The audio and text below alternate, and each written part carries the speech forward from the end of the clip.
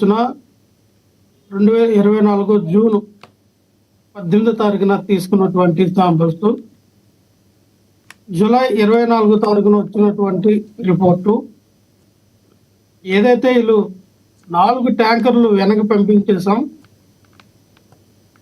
అసలు మేము దాన్ని వాడలేదన్న ఒక స్టేట్మెంట్ ఇచ్చారు ఈఓ ద్వారా అప్పుడు శ్యామలరావు గారు. తర్వాత అదే శ్యామలరావు గారు ఏమన్నారు, ఏవైతే రిజెక్ట్ అయినటువంటి ట్యాంకర్లు ఏఆర్ డైరీ నుంచి రిజెక్ట్ అయితే వైష్ణవి డైరీ నుంచి దొడ్డిదారిలో మళ్ళీ ప్రవేశించి అక్కడి నుంచి దాన్ని వాడడం జరిగింది అని వాళ్ళే స్టేట్మెంట్ ఇచ్చారు అప్పుడు ఏమనుకున్నటువంటి శ్యామలరావు. అంటే జరిగింది కల్తీ జరిగినా ఒకవేళ వీళ్ళు తీసుకున్నటువంటి శాంపిల్స్ ఎటువంటి కల్తీ జరుగుంటే వీళ్ళు చేసినట్టు కదా. ఆ నపాన్ని జగన్మోహన్ రెడ్డి గారికి అలాగే వైఎస్ఆర్ కాంగ్రెస్ పార్టీకి ఆపాదించాలని ఒక నిర్ణయంతో తీసుకున్నటువంటిగా అర్థమవుతోంది. ఇదంతా కూడా ఒక ఆర్గనైజ్డ్ గా చేస్తూ ఉన్నారని. ఎందుకంటే హెరిటేజ్ మీద వచ్చినటువంటి వార్తలు ఈరోజు మనం చూసాం. హెరిటేజ్ కేరళ కానీ, కర్ణాటక కానీ, ఒరిస్సా కానీ ఇలాగా 4-5 రాష్ట్రాల్లో బ్యాన్ చేస్తారు.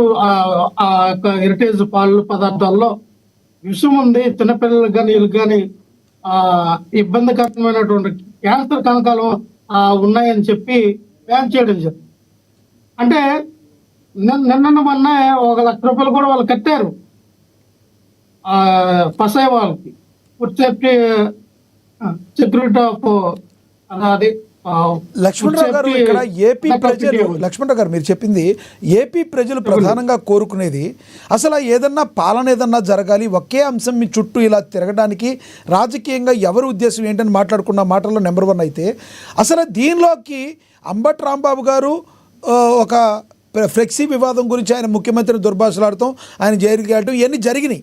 దీనిలోకి కులాలనేవి అసలు ఎందుకు తీసుకొచ్చారు? అంబటి రాంబాబు గారు కులాల గురించి ఏదో మాట్లాడిన ఒక బయట ఒకటి ప్లే అవుతుంది, చూద్దాం. మీరు మాట్లాడతారు కానీ గుర్తుపెట్టుకో, నీ బలం నీ కులం. చంద్రబాబు బలం నువ్వు, అర్థమైందా? చంద్రబాబు బలం నువ్వు, నీ బలం కులం.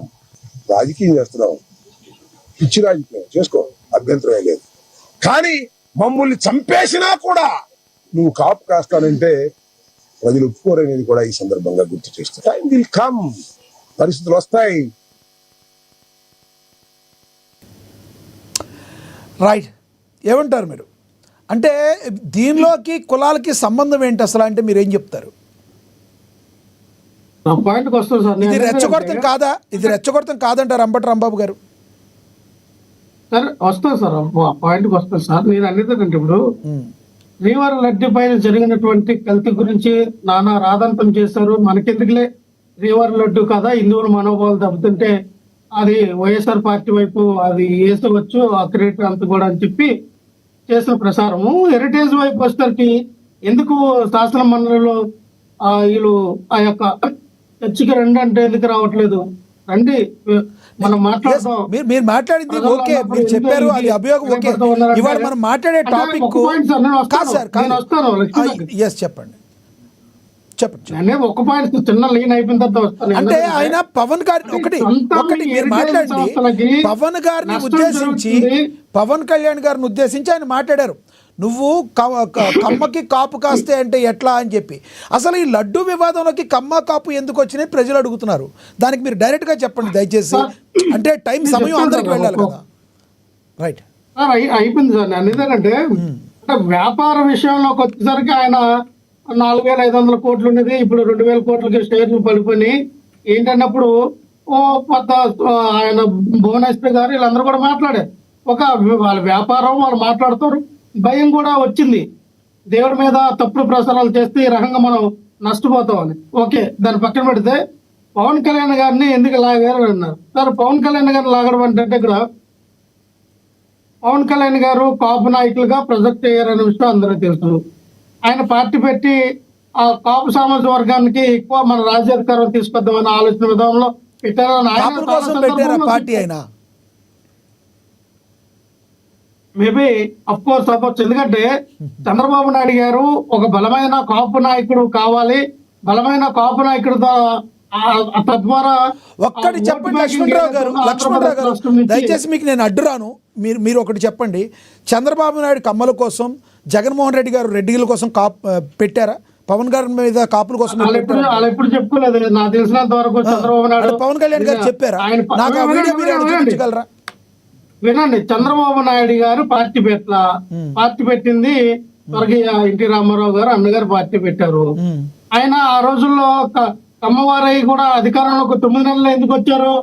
ఆయన కమ్మల కోసం పార్టీ పెట్టాడని నేను ఎక్కడ చూడలా, ఆయన అక్కడ ప్రకటించలా. కానీ పవన్ కళ్యాణ్ గారు చెప్పారు కదా స్వయంగా. ఏమని చెప్పారు?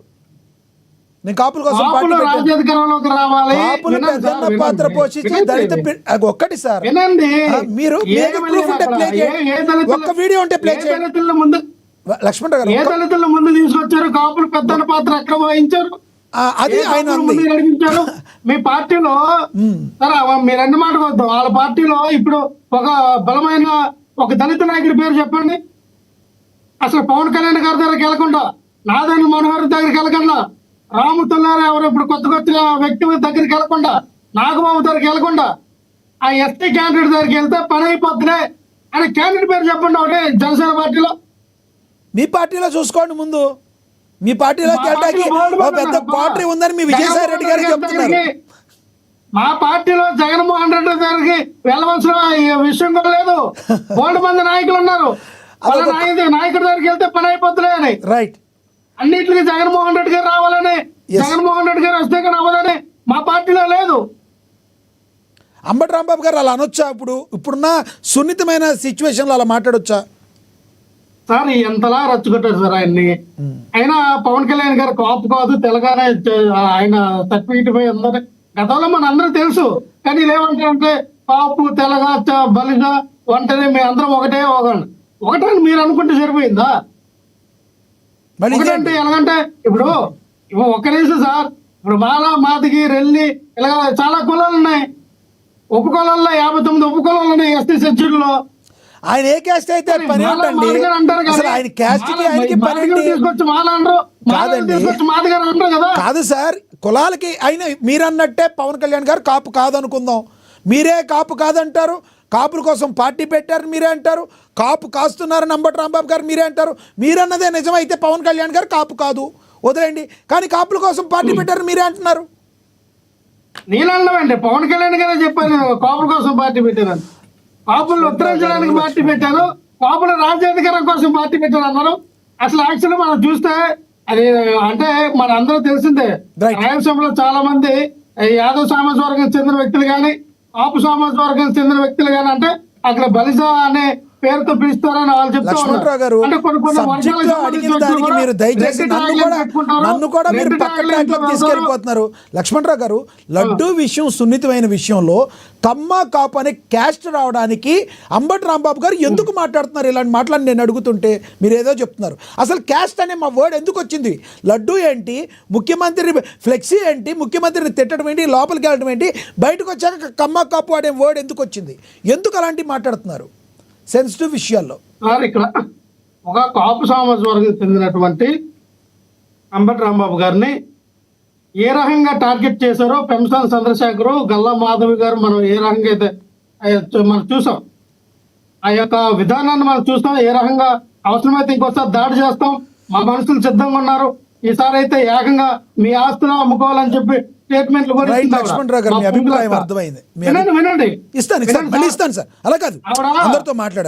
ఒక్క మాట సార్, ఒకే మాట అయిపోయింది. ఎక్కువ మాట్లాడను, ఒక మాటే.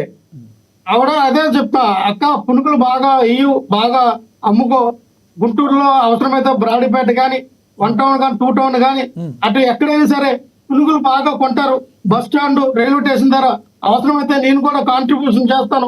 మీరు పునుగులు నెక్స్ట్ 2029 కల్లా మీరు పునుగులు అమ్ముకోవడమే ఖచ్చితంగా. పునుగులకి అది చాలా, ఎందుకంటే విజయవాడలో పునుగులకి ఫేమస్ కాబట్టి రైట్. మళ్ళీ మాట్లాడతాం మీతో. మనతోటి జనసేన నేత కిరణ్ రాయల్ గారు జాయిన్ అయ్యారు, ఆయనతో మాట్లాడదాం. కిరణ్ గారు నమస్తే సార్. నమస్కారం సార్. కిరణ్ గారు, అంబటి రాంబాబు గారితో ఒక బయట ఇంకోటి ఉంది, అది ప్లే అవుతుంది. ఒకసారి డిబేట్లోకి వెళ్ళే ముందు అది ఒకసారి చూద్దాం. కోసం గుంతెత్తిన వాడినయ్యా